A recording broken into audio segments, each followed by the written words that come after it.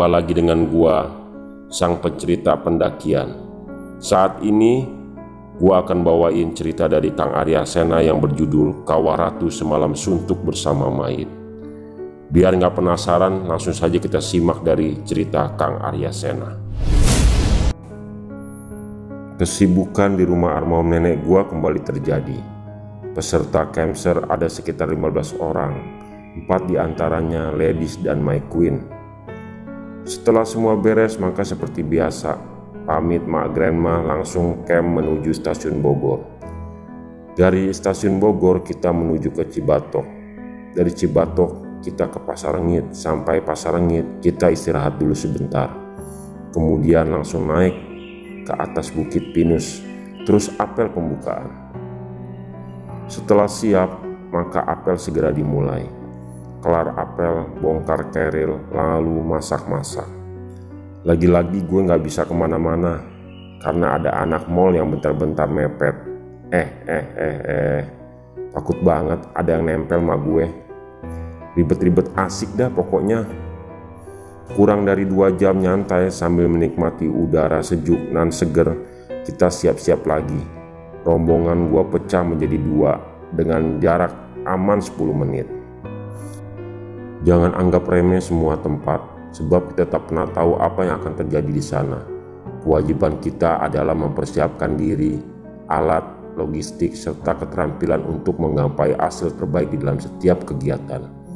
Intinya jangan merasa takabur, cuma kawah doang, slow aja, walaupun tinggi nggak beberapa dan jaraknya relatif singkat, tapi yang namanya kegiatan outdoor, ya harus safety dan bijaksana. Kurang 1 jam, gua baru sampai di Kali Gede, tempat pertemuannya 2 aliran sungai. Dan akhirnya gua di sana bertiga sama bocah yang gua latih secara spesifik untuk menjadi sweeper. Sweeper adalah orang-orang paling berpengalaman dan paling tenang di dalam pendakian. Sedang leader adalah orang-orang yang berpengalaman dan mengetahui dengan jalur baik pendakian. Ngerti bedanya kan sekarang? Jadi jangan pernah jadikan orang-orang yang baru kenal dunia pendakian sebagai sweeper. Dan jadikanlah leader orang-orang yang tidak memiliki ketenangan di dalam hati dan pikirannya. Gue mah gak pelit sama ilmu, yang penting sajennya. Kurang dari 40-50 menit akhirnya kita tiba di areal Kawah Ratu. Menyeberang areal kawah malam-malam tentu asik-asik sriwing. Lanjut terus sampai lokasi yang dimaksudkan. Tiba di areal base camp, anak-anak lagi nyantai, kesibukan masak-masak masih nampak di beberapa sudut area. Malam itu setelah semua rapi, kita segera beristirahat. Gak ada kejadian apa-apa. Semuanya berlangsung lancar hingga siang hari. Setelah acara makan siang, kabut tebal mulai datang. Mendung yang tadinya malu-malu kini menumpahkan muatannya. Sore itu langit di atas Kawah Ratu seperti menangis.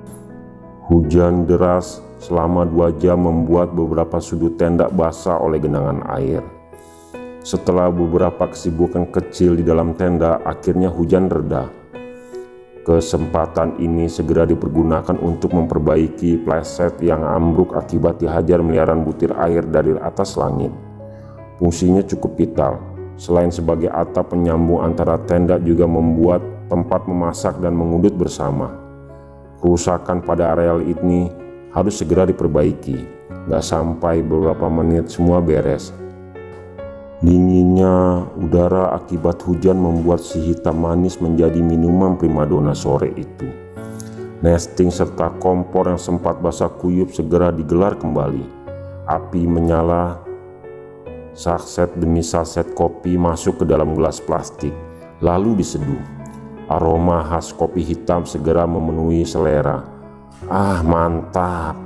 Kali ini Jarum Super bisa ngebul dengan bebasnya bersama setiap tegukan kopi yang masih hangat.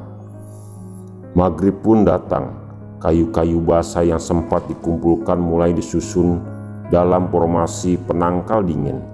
Ranting-ranting kecil tetaplah mudah terbakar, walaupun dalam keadaan basah. Tumpukan kayu besar berjajar segi 4 yang bertumpang tindih mulai disusun untuk menutupi api kecil yang membara. Celah udara antar tumpukan membuat kobaran kecil berlahan-lahan mulai membesar. Suasana gelap berubah terang. Matras-matras yang dilapisi oleh flashback segera digelar, memutari api yang terus menyala di dalam kegembiraan. Makan besar yang tertunda akibat hujan segera dimulai. Para ladies tak ingin ketinggalan. Bersama-sama kita habiskan malam itu di dalam sebuah diare yang sulit sekali dilupakan. Logistik yang terhitung mewah mulai berhamburan keluar dari keril. Canda tawarannya di dalam terang api benar-benar menembus kejadian horor yang akan terjadi keesokan harinya. Malam itu langit kembali cerah. Kawah Ratu Gunung Salak sama sekali tidak memberikan tanda akan terjadinya sebuah kisah duka. Nasi putih hangat, sarden telur, ikan asin, sayur asem, plus petai dan lalapan segera disajikan di depan mata. Tak lupa sambal terasi. Buah karya wanita itu ikut masuk di dalam arena kunyah-mengunyah. Setelah berdoa bersama, para ladies pun bertugas membagikan sajian dengan senyum manis mereka. Sambal terasi spesial bikinan mantan emang pedas, walaupun tak sepedas perpisahan yang lebih dari 4 tahun yang lalu. Malam berlalu begitu cepat. Api unggun yang mulai meredup segera ditinggalkan. Tenda-tenda yang gaduh oleh kelak tawa mulai sunyi. Gua udah mulai ngantuk berat, segera masuk dan menggulung tubuh di dalam hangatnya SB. Enggak semuanya tidur karena beberapa getleman harus memutuskan begadang mengelilingi api sambil menjaga tenda wanita. Pagi hari pun datang. Pagi sampai siang suasana masih baik-baik saja. Namanya juga camcer, banyak ngopinya daripada jalannya. Anak-anak terlihat menuruni area kawah. Hati-hati, gue bilang. Namanya kawah ya kawah. Selalu ada bahaya mengintai di balik kepulan asapnya. Curah hujan yang tidak terlalu lama walaupun deras membuat anak-anak gue izinkan bermain di area kawah dengan Megin Sep yang sudah gue sampaikan. Nggak ada kegiatan spesifik kecuali canda-canda manja si Diah dan tawarannya para ladies. Siang itu datang rombongan dari kota. Sambil tersenyum ramah kita sapa mereka. Dari mana bang? Oh, berapa orang? Matanya yang sangar melihat gua. Acu tak acu dia bilang 12 orang bang. Oke bang, hati-hati. Kayaknya leadernya ini galak banget romanya. Karena mereka bergerak turun bawa gembolan, gue pikir dia mau melintas. Ternyata rombongan dari kota itu mendirikan tenda dekat asap belerang yang keluar dari perut bumi.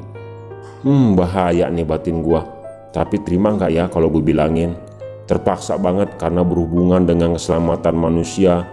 Langsung gue bilang, bang, bukannya bahaya di situ bang.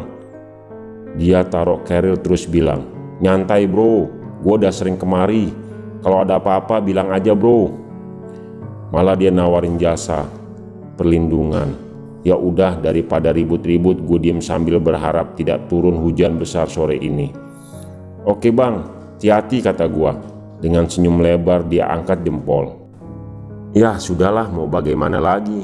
Tanggung jawab sudah ditunaikan, yaitu memberitahu kapasitas gue sama-sama pengunjung, membuat gue nggak bisa melarang siapapun yang ingin ngebes di tengah kawah.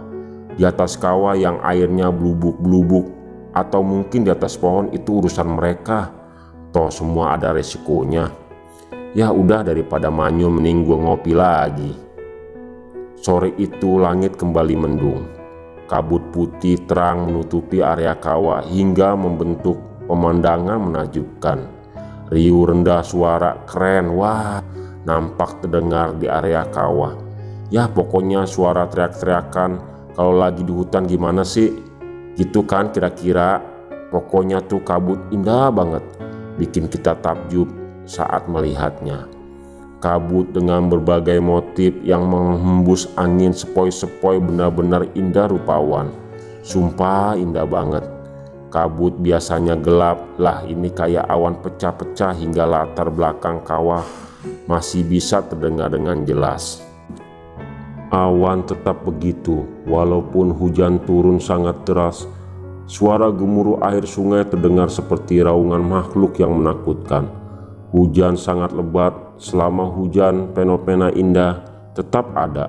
Jujur, sebenarnya gue deg-degan karena ini bukan hal yang lumrah.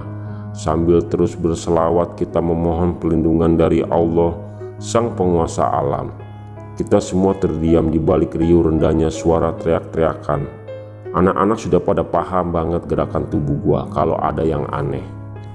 Walaupun tanah becek, tetapi karena suhu udara naik akibat hujan besar, maka hasrat untuk bakar-bakaran tak lagi bisa dipendam. Para lanang dengan lincahnya segera mencari kayu untuk dikumpulkan. Kayu-kayu basah tersebut kita serut bagian luarnya, lalu kita susun berjajar menutupi api kecil yang telah jadi sebelumnya. Tak lama api pun berkobar. Suasana terang menerang, obrolan renyah antara kita semakin menghidupkan suasana malam. Sementara kita larut dalam suasana, di bawah nampak hening, tak ada suara ketawa ataupun hiuk-piuk obrolan lainnya. Mungkin mereka udah pada tidur. Nggak lama berselang datanglah dua orang di antara mereka. Basa-basi terus bergabung bersama kobaran api unggun yang menyala. Berdua doang bang, yang lain pada kemana? Tidur bang, kecapean. Oh, ngopi ayo bang. Tanpa basa-basi anak-anak langsung menyuduhi mereka. Wajahnya tegang tapi nggak bisa mengeluarkan satu patah kata pun. Nggak lama terdiam, salah seorang di antara mereka bilang, "Maaf, leadernya siapa di sini?" Anak-anak langsung nunjuk hidung gua.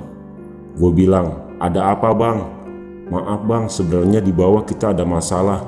Gua nggak kaget. Gua balik nanya, "Masalah apa bang?" Itu bang, yang tadi siang ngobrol sama abang pingsan, terus sisanya pada nggak bisa ngeliat." "What? Kenapa nggak dari tadi ngobrol bang? Kita malu bang." Anak-anak segera gue briefing. Informasi detail yang gue dapat dari dua orang korban selamat menjadi pegangan untuk bertindak di lapangan. Tim gue bagi tiga. Tim satu survei keadaan lalu membuka tenda para korban. Cepat kembali berikan laporan sementara. Tim 2 adalah tim evakuasi korban yang buta mendadak dibantu oleh dua orang yang selamat. Sedangkan gua bertugas mengeluarkan Mr. X yang pingsan dari dalam tenda.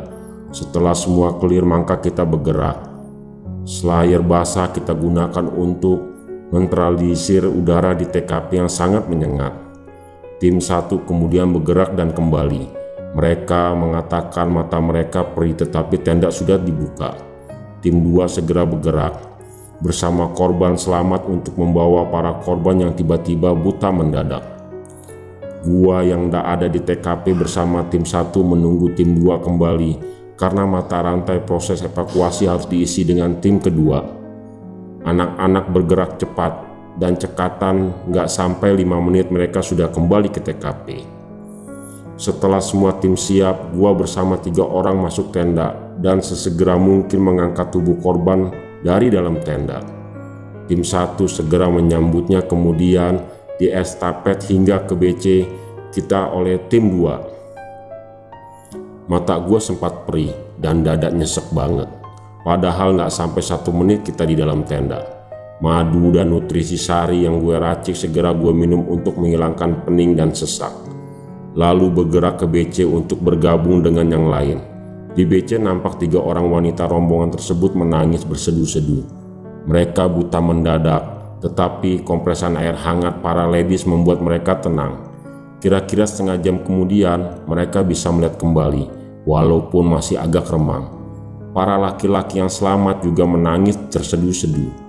Mereka berulang kali meminta maaf kepada kita. "Udahlah bang, biasa itu. Yang penting abang-abang, empok-empok selamat." Habis bicara begitu, gue segera lihat kondisi Mr. X yang ditemani oleh 2 orang rekannya. Nadinya lemah sekali dan berlahan menghilang. Sesekali rekan mereka bertanya, "Gimana Mr. X bang?"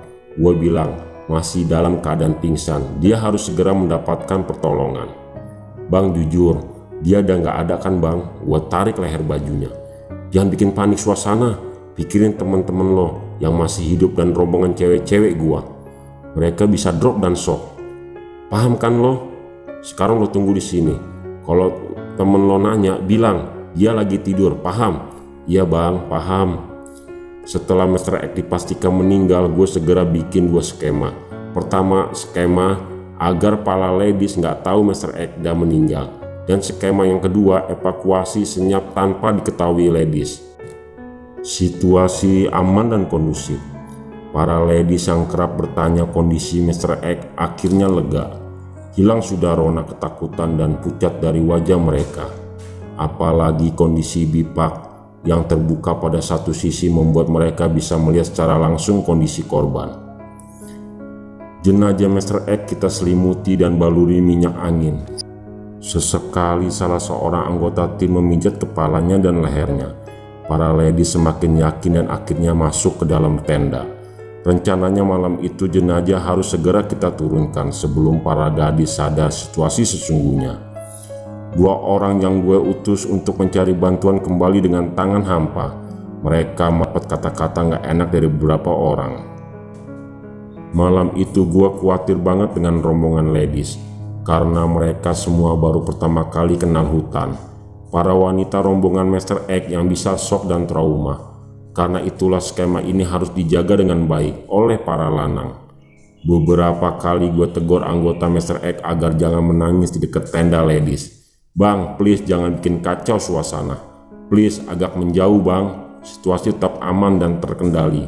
Kalau ladies tahu situasi sesungguhnya, gue khawatir korban bertambah lagi.